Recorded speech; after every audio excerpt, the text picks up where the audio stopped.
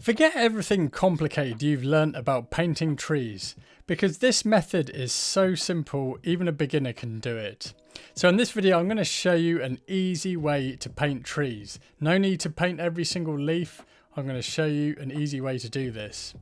Now I'm painting a willow tree here and I'm painting outdoors. Now even though I am painting outdoors, this isn't essential and I'd paint this in the exact same way if I was painting this in the studio.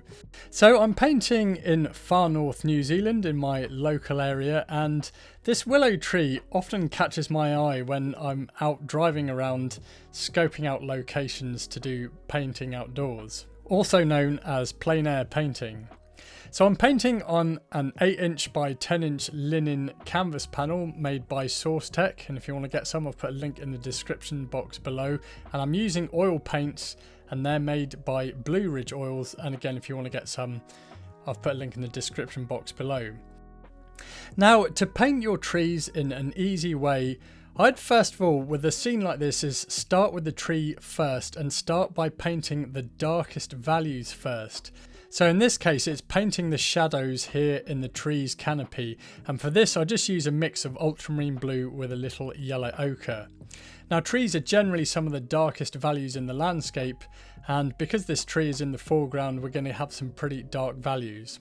Now another thing is here, I'm not focusing on painting individual leaves, but I'm treating the tree as just a large mass, and I'm using a number 5 bristle flat brush, which is going to produce some really loose broad gestural brush marks, which is what we want to do when we're painting trees. Trees often look more realistic when you're not focusing on painting every single leaf, so as I say, just treat them as masses, and to start with just begin with painting the shadows in the tree canopy first of all. Now I've also painted the tree stem as well, and this I used a mix of burnt sienna with some ultramarine blue, a little bit of titanium white and a little bit of alizarin crimson.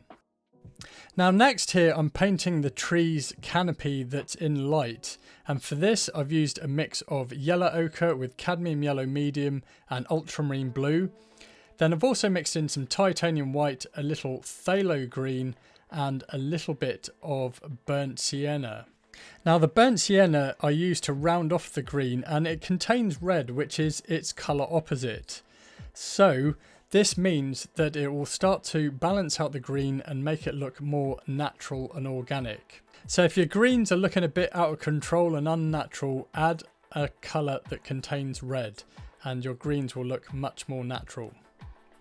Now as you can see here, the tree is already starting to look a little bit like a tree, and that's just using broad gestural brush marks with my number 5 bristle flat brush. And these brushes are made by Rosemary & Co, and if you want to get some, I've put a link in the description box below. Next I was painting the grass in the foreground, and it was summertime as I painted this. I live in New Zealand, so the seasons are in reverse. And there was a mix of your normal green grass and some straw coloured grass as well, and everything was pretty dry. The landscape's quite dry at this time of the year. And I was also painting this dirt track to help lead the eye towards the willow tree, which is the main focal area of the painting. One thing to note about this particular tree and the composition is I've made sure that it's not in the middle, and I've made it so it's to the right of the centre. You don't want to have your focal area in the middle of the painting. The trees also contrast against the dark background in the background, or darker. I've painted it as if the background hills are in cloud shadow, just to add a bit more contrast. Then next I was painting the sky and clouds, and painting around the negative spaces around the tree canopy. So this is going to help to form the tree canopy as well. For the sky I've used a mix of ultramarine blue with a little cobalt teal and some titanium white, and for the clouds I've used a mix of ultramarine blue with a bit of burnt sienna, some titanium white and a little alizarin crimson for the cloud shadows, and then for the areas of the clouds that are in lights, just titanium white with a bit of burnt sienna.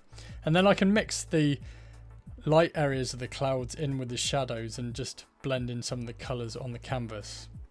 Now when you paint outdoors, it's a good idea to try and paint as quickly as you can because the light's always changing.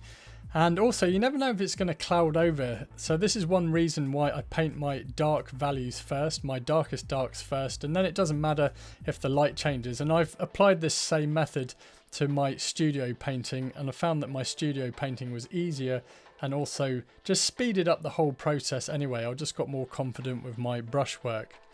So what I'm doing now, that I've generally got the main colours and tones down, is I'm starting to just add a little bit of detail. Not too much because it's an outdoor plein air painting, so it's not going to be overly detailed anyway. Generally my studio work is a bit more detailed, but I just want to capture the essence and the feeling of the place and the atmosphere and just the light and shadow in the scene, so I needed to paint quickly. But I was just adding things like some of the trees in the background and just defining some of these areas. And then I moved back to the tree's canopy and just added some lighter tone to it. So in the upper part of the canopy, there's some lighter leaves there. There's some sort of organic green colour with some straw coloured tones within the leaves. And then for some of those more saturated colours in the tree's canopy, I've just added some phthalo green to my existing green mix, but not too much because it's a very powerful colour. The tree's also casting a shadow over the fence here, so that's pretty dark. And this is some kind of cattle station. I've got to be honest, I'm pretty ignorant towards this stuff, so I don't know the technical term for it, but I wanted to paint it as if it's a little bit old and dilapidated, and so I painted the fence as if it's half collapsed. It wasn't actually looking like that in real life, but for the composition I didn't want to have a straight fence across the whole thing because it would be a bit distracting, so I just painted it as if half the fence has fallen apart. Now if you're struggling with your landscape painting and you're having difficulty with mixing colours, understanding the lights and darks in the scene, having trouble with composition, or you just can't seem to paint the artworks that you'd imagined, then check out my free landscape painting blueprint. It details my whole painting process from start to finish, and I found that having a system for my painting really helped to improve my artwork. And there's also a full written painting tutorial at the end of the guide, so if you want to get that, as I say, it's completely free. Just click the link below and I'll send it over to you. Enjoy. Now then, back to the tree, and at this point in the painting I was starting to think about finishing it. So what I did was I added a bit more detail, things like painting the suggestion of a few main stems and branches, and then also feathering some of the ends of the foliage to make it look like there's some wispy leaves hanging off the end, but again, no detail in it at all. I then also restated the dark values in the trees, so the shadow areas, and again using the same colours, ultramarine blue with a little yellow ochre. And then after that I started to work on the clouds a little bit more.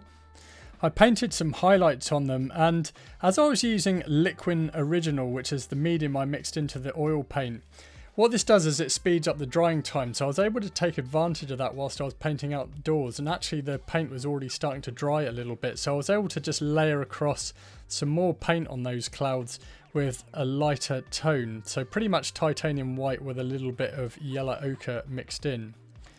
And then one of the last things I did was just to tidy up this foreground here, make it look like that there's lots of grass and weeds and things like that growing in there. I'm more implying texture, or adding texture to it, which is going to communicate the illusion of grass without having to paint every single blade of grass, a bit like how I've approached the trees, where I'm not painting every single leaf. And then another thing I was doing here was to add some finer details, such as the shadows in this fence and this walkway that the cattle use, I'm guessing to load them onto trucks. I don't know what the technical term is for this. Perhaps someone can put that down below in the comments. But also, one of the things I was doing here was, because I was wanting some finer marks, I was using some synthetic flat brushes here. And then one of the last things I did was just tidy up the painting overall. So just tidy up some of these clouds by using my sky mix.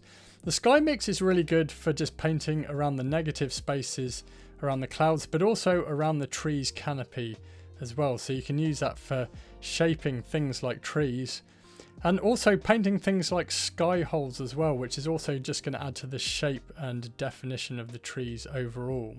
Now this was a simple scene with a simple composition, and I always think that they make the most effective paintings, and painting something like a tree I just find really inspiring. It doesn't have to be complicated, and it just goes to show that you can just find things in your local area to paint.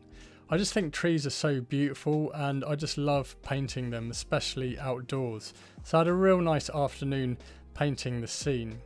The landscape here in far north New Zealand where I live is so beautiful, and I always just feel a real sense of inner peace when I paint scenes like this. I just love it, just being outside in nature and being outside in the sun is brilliant. You can't beat it.